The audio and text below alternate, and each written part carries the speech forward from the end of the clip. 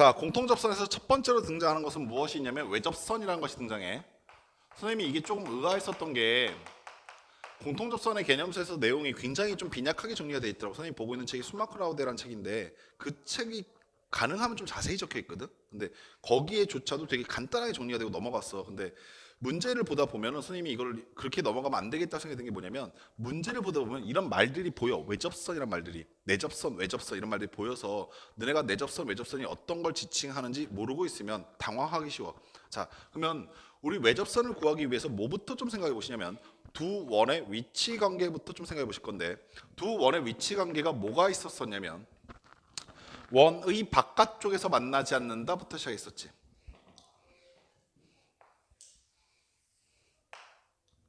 오케이? 그럼 아가들아, 현재 이 상황에서 외접선은 무엇을 말하냐면 이 원의 바깥쪽과 이 원의 바깥쪽을 접하게끔 이렇게 지나는 것을 외접선이라 불러. 근데 이 외접선은 하나만 있는 것이 아니라 이렇게도 위치할 수 있어. 됐니? 그러면 선생님 잠깐만요. 외접선 말고 다른 접선은 뭐가 있는데요? 하시면 내접선이라는 게 있는데 이따 그것도 정리해드리긴 할 거야. 근데 내접선이라는 건 어떻게 지나는 걸 말하냐면 원의 내부에서 서로 엇갈리듯이 접하는 걸 내접선이라고 그래. 그래서 이렇게 흰색 선으로 접하고 있는 것을 그리지 마 지금. 오케이, 좀 이따 다시 그려드릴게. 이렇게 접하고 있는 것을 우리는 내접선이라고 얘기한다. 그럼 아가들 재밌는 거 봐. 현재 이 상태에서 두 원이 바깥쪽에서 만나지 않는 상황에서 접선의 총 개수는 몇 개야라고 물으시게 되면 접선의 총 개수는 총 몇 개? 4개가 나온다. 외접선 2개, 내접선 2개. 이해하시겠니? 그래서 접선의 총 개수는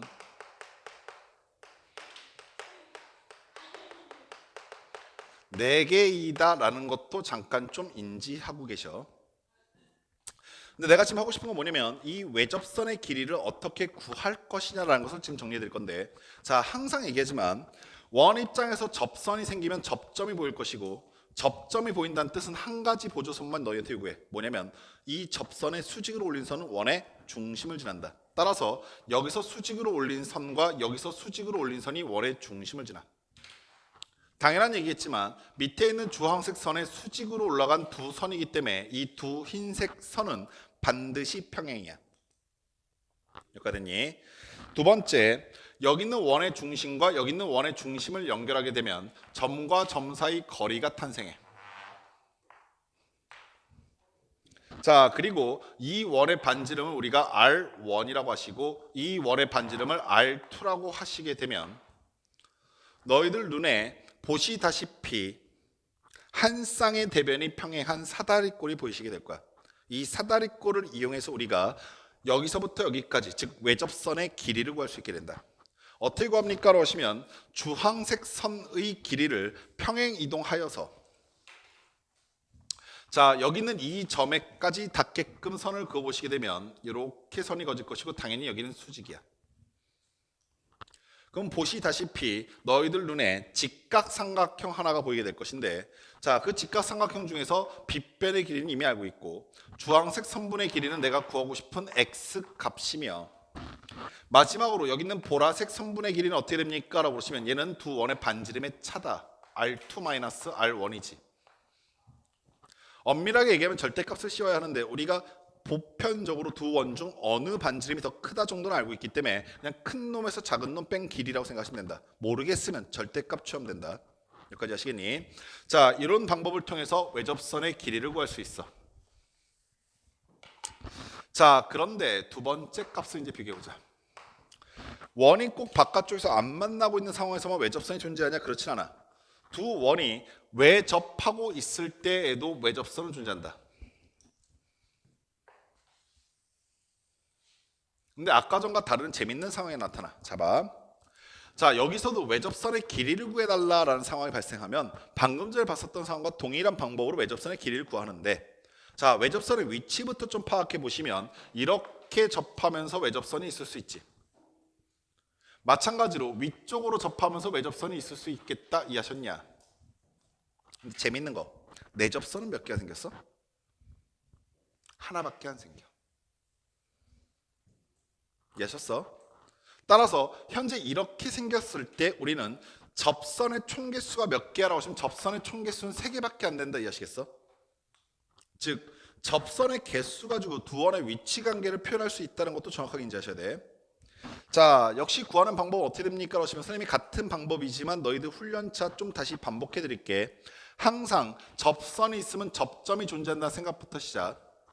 거기서 수직으로 올린 두 선은 평행하며 원의 중심을 지난다라는 걸 반드시 상기.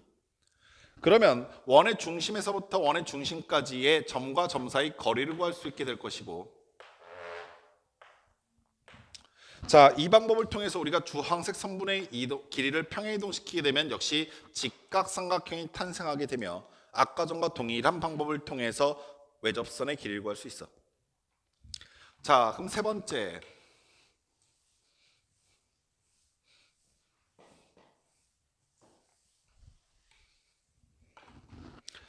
자, 아가들. 두 원의 위치 관계가 더 가까워지면, 즉 한 점에서 접하는 게 아니라 외접하는 게 아니라 두 점에서 만나게 되면 어떻게 될까라는 것도 그려놓고 생각해 보자. 자, 그려봤더니 하나의 원이 이렇게 위치하고 있고 두 번째 원이 얘와 두 점에서 만나도록 이렇게 위치하고 있다라는 상황이야. 자, 그러면 너희가 빠르게 느껴질 수 있을 건데 이 상황에서도 외접선은 존재한단다 보이냐? 당연히 이쪽으로도 존재할 수 있단다 듣니? 근데 재밌는 게 더 이상 내접선은 나타나지 않는다 이해하시겠어? 오케이? 따라서 현재 상태에서 접선의 총 개수가 몇 개입니까? 그러시면 2개밖에 안 돼. 즉 접선의 총 개수가 4개일 때는 외부에서 만나지 않는다. 3개일 때는 외접한다. 2개일 때는 서로 다른 두 점에서 만난다는 상황이 발생한다는 것도 정확하게 인지하셔. 오케이? 자, 그런 다음에 우리가 구하고 싶은 게 외접선의 길이라고 한다면 역시 접점 존재하겠구나. 따라서 접선에서 수직으로 올린 선, 접선에서 수직으로 올린 선은 서로 평행할 것이고 그 두 원의 중심 사이 거리를 구할 수 있기 때문에 여기서부터 여기까지가 D일 것이며 주황색 선분의 길이를 평이동시키게 되면 직각삼각형이 탄생했구나. 다 똑같아. 이해하셨어? 내가 구하고 싶은 게 이 길이니까 이 길이 말면 되는데 얘는 두 원의 반지름의 차란 말이야. 오케이? 그래서 피타고라스 정리 이용해서 문제를 풀어갈 수 있단다. 여기까지 됐니? 자, 그러면 네 번째 상황까지만 확인해 볼 건데 만약에 얘보다 더 가까워져 버리면 내접하게 되면 자, 원이 하나 위치하고 있고 또 다른 원이 내부에서 접하게 이렇게 위치하고 있다고 한다면 이 두 원의 공통 접선은 보시다시피 몇 개? 1개밖에 안 나와. 오케이? 그러면 접선의 총 개수가 1개라는 뜻은 무엇을 의미한다? 내접한다는 의미를 갖고 있지. 근데 얘는 외접선의 이 길이를 구할 수가 없어. 왜냐면 그냥 점이니까.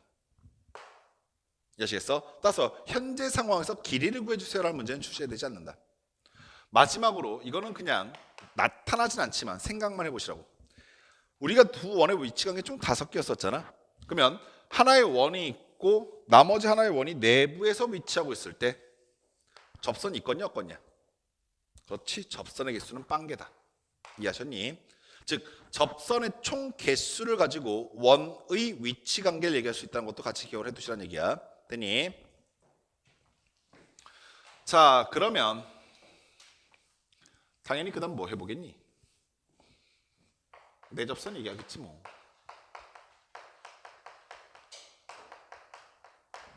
선생님이 아까 전에 대략적으로 내접선이 존재한다는 얘기는 계속 했는데 선생님이 여기 잠깐 신경 쓰지 않아도 돼. 그냥 있다는 거 정도만 생각해라고 얘기했던 게 뭐냐면 이제부터 좀 본격적으로 길이 구해볼 거야. 그럼 다시 처음부터 이렇게 가자. 자, 두 원의 위치 관계가 외부에서 만나지 않는다에서 시작할 거야.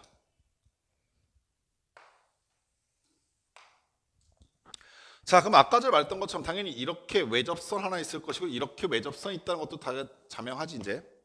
내가 지금 구하고 싶은 건 뭐냐면 내접선이야. 내접선은 어떻게 위치하고 있냐면 여기서 이렇게 위치하고 있단다. 반대쪽으로 이렇게도 위치하고 있지 당연히. 이해하셨어? 자, 근데 어차피 그 두 개의 길이는 같을 수밖에 없는데 왜요라고 그러시면 잘 봐. 야, 아까 여기가 원밖에 한 점이지. 여기서부터 여기까지 길이랑 여기서부터 여기까지 길이랑 같지. 마찬가지로 여기서부터 여기까지 길이나 여기서부터 여기까지 길이가 같지. 근데 이 같은 길을 두 번 구할 필요는 없지. 이해하시겠어? 따라서 여기서부터 여기까지 거리나 여기서부터 여기까지 거리나 같단다. 이해하셨니? 자, 다만 난 이 주황색 길이를 어떻게 구할 것입니까? 에서 시작할 건데, 자, 항상 시작 포인트가 어디냐를 정확하게 잡으면 수학은 재밌어. 미안, 풀만해. 오케이? 재밌다고 말 못하겠어.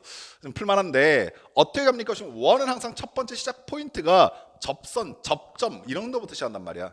여기 접점 보이잖아. 어디다 선을 그어야겠어? 원의 중심에. 그래서 원의 중심에 선을 연결하고 여기도 원의 중심에 선을 연결한단 말이야. 됐니? 그럼 너희가 무슨 정보를 얻게 되냐면 이 원의 중심에서부터 이 원의 중심까지 중심과 중심 사이 거리를 구할 수 있게 돼. 됐어? 그 다음 별거 없는데 이게 생각이 안 나서 못 푼 애들이 되게 많아. 잘 봐. 내가 여기 있는 이 반지름 또는 이 반지름을 이동시킬 건데 얘는 주황색 선분에 대해서 수직으로 올라간 선, 수직으로 올라간 선이기 때문에 평행해. 이해하셨어? 여기서 수직으로 올라가고 여기서 수직으로 올라가기 때문에 이 선과 이 선은 뭐하다고? 평행하다고. 따라서 얘를 이동시키든 얘를 이동시키든 어떻게 이동이 되냐면 일직선상으로 이동이 돼. 그러면 아가들아, 내가 여기서부터 여기까지 이 선을 평행 이동시켰을 때 여기에다 갖다 그릴 수 있겠다, 이해하시겠어? 그러면 여기서부터 여기까지가 R1이라고 하신다면 여기서부터 여기까지 뭐가 된다? R2가 되는 상황인 거야.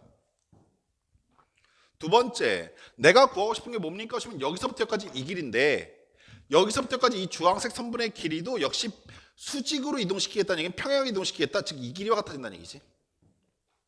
그러면서 너희 눈에 마법같이 직각삼각형 보이시냐? 자, 녹색 선분의 길이는 점과 점 사이 거리 D니까 구할 수 있을 것이고 여기서부터 여기까지 흰색 선분의 길이는 두 원의 반지름의 합이니까 R1 플러스 R2가 된다, 이해하시겠어? 그러면 내가 구하고 싶은 X값은 피타고라스 정리에 의하여 구해지겠지. 됐음둥. 자, 그럼 두 번째 상황도 고민을 좀 해봅시다. 두 원이 내접선 같은 경우는 출제가 빈도가 빈번하진 않은데 그 이유는 뭐냐면, 자, 두 번째 원의 상황이 당연히 예상했다시피 외부에서 접한다일 거 아니야. 그죠? 그럼 여기서 바로 팍 느껴지지. 외접선의 길이가 사라져버려. 왜냐하면 점이 돼버리니까.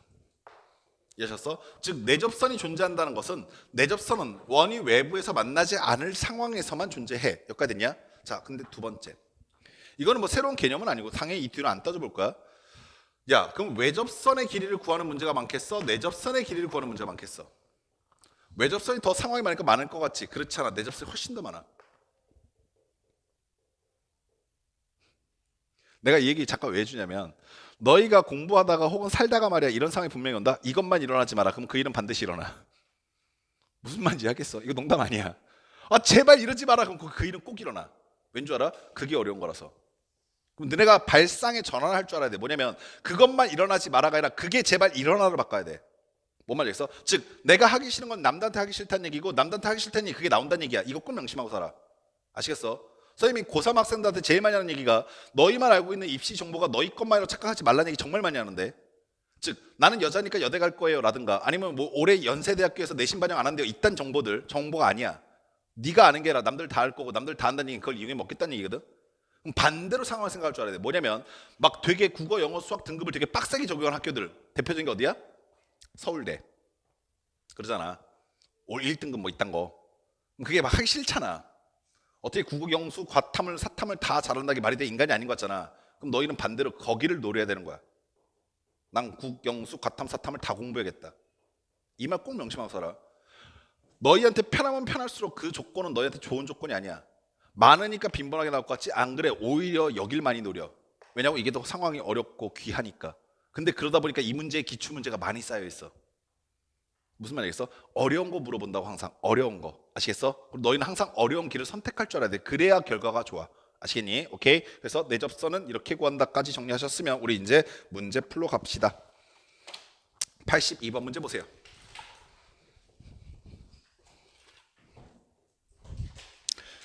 너네 앞부분에 고등수학 상 배웠을 때 곱셈 공식 중에 항 3개 갖고 있는 곱셈 공식식 있지? 기억나니? x세제곱 플러스 y세제곱 플러스 z세제곱, 그 다음 뭐야? x 세제곱 플러스 y 세제곱 플러스 z 세제곱 그다음 뭐야?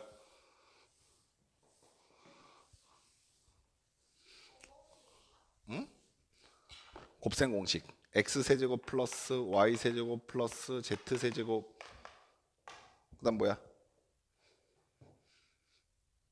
마이너스 3x y z는 어떻게 돼요? x 플러스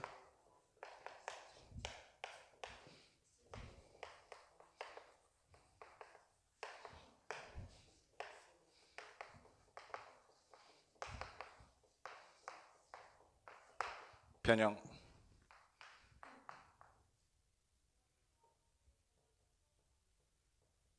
변형 오우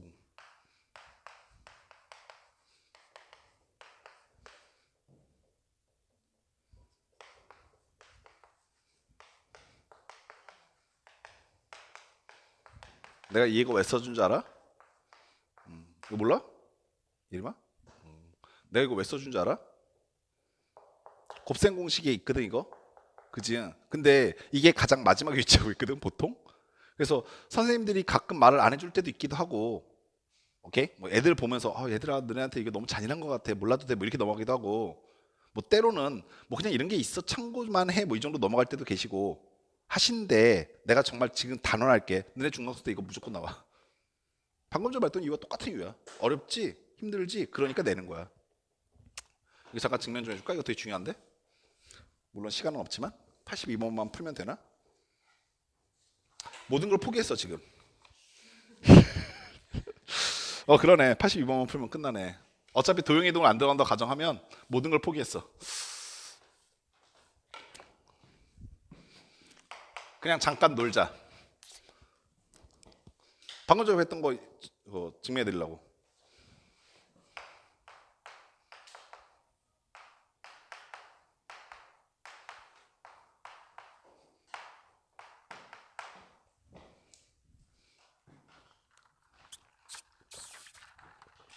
엄밀하게 얘기하면 x에 관한, y에 관한, z에 관한 3차 방정식이기 때문에 우리가 여기 있는 이 식을 인수분해할 수 있는 능력이 사실 없어.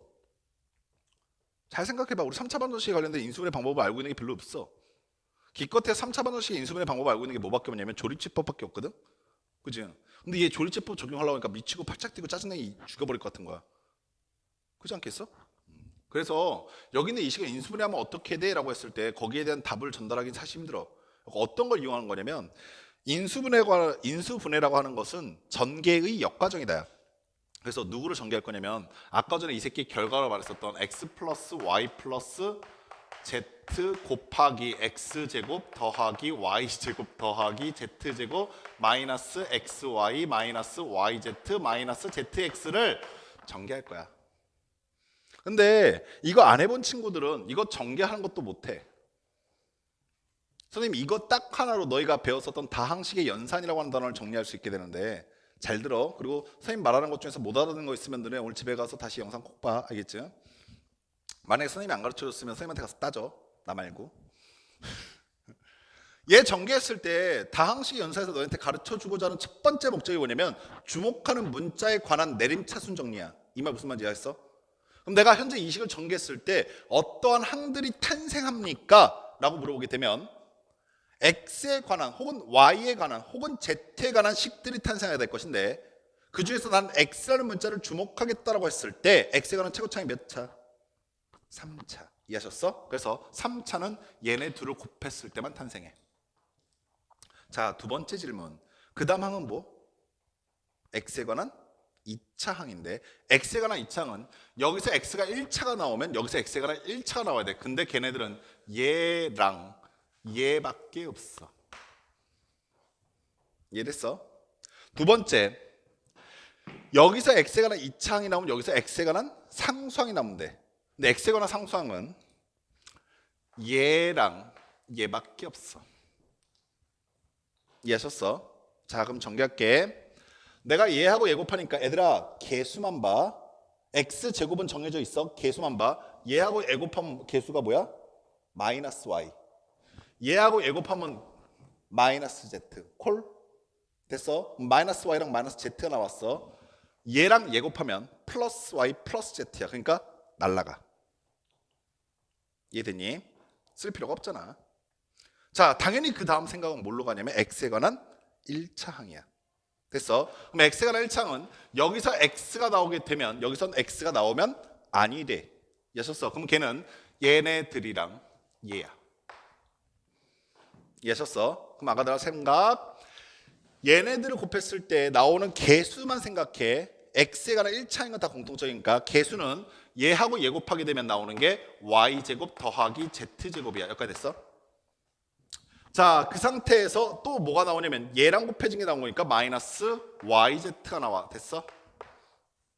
자, 두 번째는 여기서 x에 관한 상수항이 나왔을 때 여기서 x에 관한 몇 차항이 나오면 된다고? 1차항이 나오면 된다고. 그러면 얘네들이랑 얘네가 곱해지던가 얘네들이랑 얘네가 곱해지면 되지. 이해하셨니? 자, 다 왔어니? 얘네들 곱하기 시작하자. 걔네들 곱했더니 개수만 생각해. 마이너스 y랑 얘 곱해지니까 마이너스 y제곱. 마이너스 y랑 z 곱하니까 마이너스 yz. 오케이? 자, 두 번째 얘하고 얘 곱할 건데 마이너스 z랑 곱하기 시작하니까 마이너스 yz. 그리고 마이너스 z제곱. 이해하셨어? 그러면은 얘네들이 몇 번 나왔어? 3번 나왔으니까 마이너스 3yz인데 얘가 x에 관한 몇 차식이야? 1차식. 여기까지 됐니? 자, 마지막은 없는 거잖아. x가 없는 거. 그럼 x가 없으려면 여기도 x 없어야 되고 여기도 x 없어야 돼. 근데 재밌는 게 요 새끼는 선생님이 지금 주황색으로 체크한 부분만 다시 보시면 앞에 있는 건 y 플러스 z고 뒤에 있는 건 y제곱 z제곱 마이너스 yz야. 이건 너가 어디서 많이 봤지 않냐?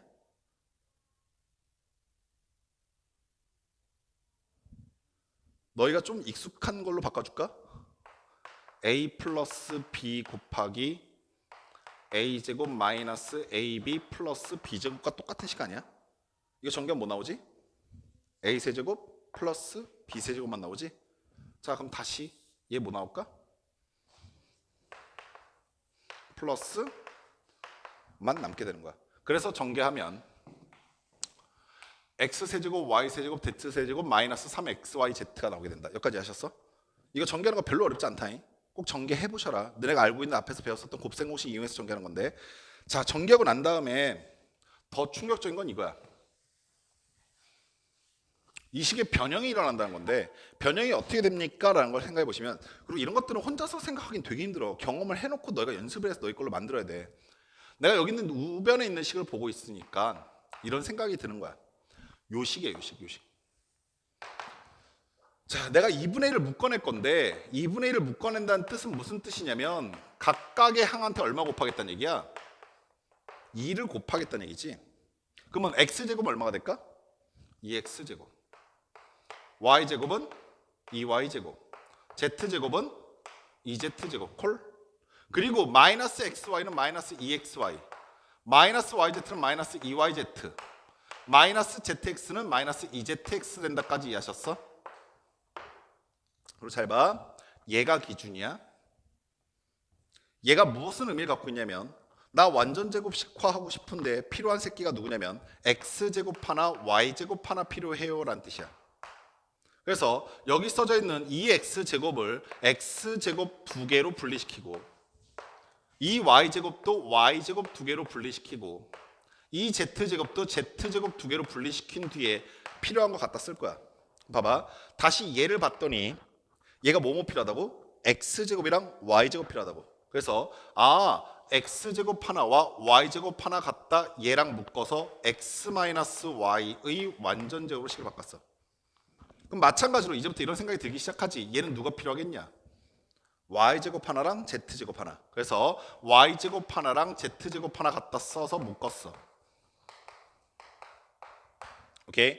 자, 당연히 얘는 뭐가 필요하겠어? 라고 하시면 x제곱 하나 z제곱이지? 그래서 남아있는 거 알뜰하게 갖다 쓴 거야. 이해하셨어? 그렇게 함으로써 식이 묶이게 돼.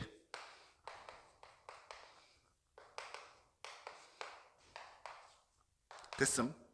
오케이. 그래서 이 식이 인수분해가 첫 번째가 얘고 두 번째가 얘다인데 선생님 이게요 마지막에 그냥 짤막하게 있는 굉장히 긴 식인데 뭐 그렇게 중요하나요? 이 문제 무조건 100% 출제야.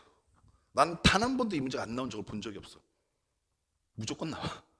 뭔 말인지 알겠어? 그러니까 공부할 때 얘들아 이거 좀 어려워요라 하잖아. 그럼 이게 더 봐야 돼. 항상 하는 얘기 이걸 더 봐야 돼. 그리고 힌트는 뭐냐면 X와 Y와 Z 문자 개수가 몇 개야? 3개지. 차수는 몇 차야? 3차지. 미지수 개수 3개고 문자가 3개인 뭐라고 그랬냐 지금? 미지수 개수가 3개고 차수가 3차인 유일한 방정식이야. 즉 너희한테 문자 3개 건들면서 3차 건들면 무조건 이 식 쓸 수밖에 없다는 거야. 뭔 말인지 알겠어? 그러니까 잘 기억해놓고 중간고사 잘 써먹고 널리는 아마 너희 학교가 약간 앵간한 객기를 막 부리기 시작하면 반배치고서부터 막 내기 시작해. 잘 공부해놓고 잘 기억해놓고 써먹어. 알겠지? 너희 학교도 마찬가지야. 나머지도. 자, 우리 이제 82번 풀고 집에 갑시다.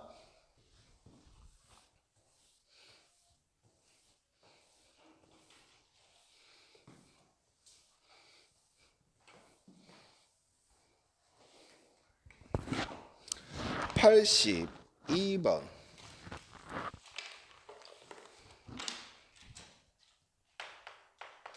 갑자기 뜬금없이 외접선 구하다. 그지? 자, 두 원이 있는데 첫 번째 원은 x-5의 완전제곱 더하기 y 플러스 1의 완전제곱은 9입니다 라고 하는 원이 하나 있고, 두 번째는 x 플러스 1의 완전제곱 더하기 y-5의 완전제곱은 1입니다. 이거에 공통 외접선의 길이를 구해주세요 라고 하면서 보통 그러니까 선생님이 요 말 때문에 그랬어. 접선이라고 얘기했으면 그냥 접선을 물어봤어야 되는데 외접선을 지금 정확하게 명명하고 있잖아. 그러니까 어떻게 위치하고 있어요? 외접선이 나옵니까? 라고 하시면 나는 얘네들이 두 점에서 만나는지 한 점에서 만나는지 아니면 만나지 않는지 그건 관심이 없어. 외접선에 위치하는 것은 원을 바깥쪽으로 존재하는 거 외접선이 한단 말이야. 따라서 첫 번째 원이 이렇게 있고 두 번째 원이 뭐 대충 이렇게 있다 치자고. 외접선이라고 하는 것은 이렇게 위치하고 있는 것을 외접선이라 하니까. 이해되니? 자, 그럼 당연히 접점이 있을 것이고 당연히 접점이 있을 거란다. 그 접선에서 수직으로 올린 선은 반지름을 지날 것이고 중심을 지날 것이고 수직으로 올린 선은 중심을 지날 거란다. 당연히 원의 중심과 원의 중심의 좌표를 알고 있으니까 점과 점 사이 거리 통해서 얘의 거리는 구할 수가 있지. 됐습니다. 자, 그럼 아가들아 이제 우리가 알고 있는 정보를 갖다 집어넣기 시작할 것인데 첫 번째 이 원의 중심은 얼마입니까? 5, 마이너스 1이고 반지름은 얼마? 3이라요. 두 번째 원의 중심은 마이너스 1,5일 것이고 아차 여기는 1이래요. 1이 더 짧아 보이죠? 기분 탓이야 기분 탓. 얘가 더 길어 보이는 건. 자, 얘를 평행 이동시켜서 이렇게 이동하게 되면 오케이?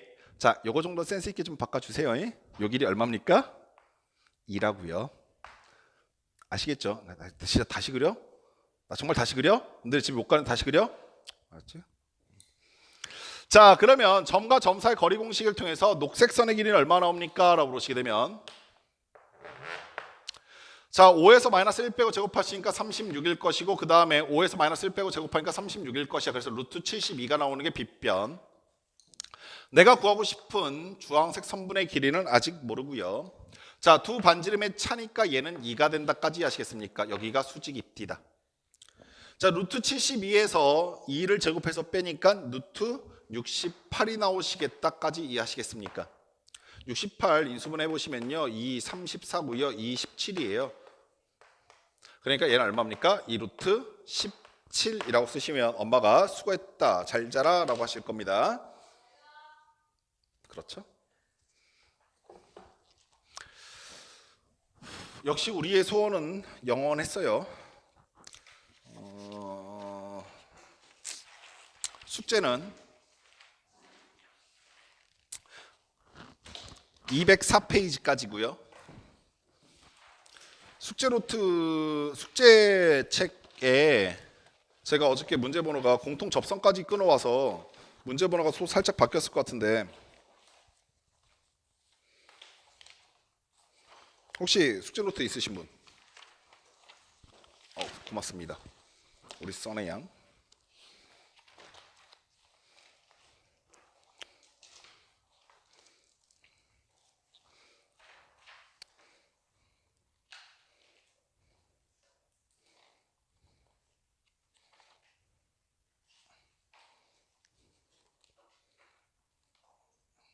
어우, 나 왜 이렇게 손가락이 안 움직이니 내 마음대로. 108페이지에 696번까지요. 696번. 감사합니다.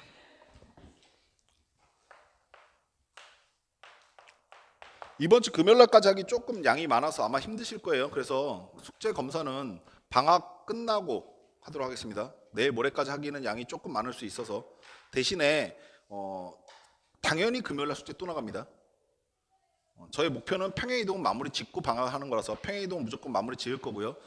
상황이 안타깝게도 테스트를 보기에는 조금 힘든 상황에서 테스트는 개학하고 나서 다른 선생님 시간을 빌려서 선생님 시간은 좀 힘들 것 같아. 다른 선생님 시간을 빌려서 그 선생님이 수업 그 시험 보는 파트랑 뭉쳐서 좀 같이 보도록 할게요. 아시겠죠? 오케이? 이해됐어요? 응? 너희도 같이 볼래요? 우리 2학년 학생들 1학년한테 한번 발려 보시겠습니까? 얘네들 엄청나네요. 엄청나네. 이해하시겠어요? 오케이. 예, 밤늦게까지 수업 드리라 수고 많으셨는데 당부드리건대 1학년 학생들이라도 긴장 바짝 하시고 제발 부탁인데 집에 가셔서 주무시지 마시고 공부하세요. 아시겠죠? 그리고 오늘 배웠던 거 오늘 풀어야 풀만하지 시간 또 지나버리면 기억 안 나고 그러면 또 숙제 안 하게 된다. 그러니까 제발 부탁이야 정말. 1학년 때 내가 많은 거 바라지 않을 테니까 습관만 똑바로 들을 수 있도록 하시오. 아시겠지? 오케이. 수업 들어 수고 많이 하셨습니다. 안녕히 가세요.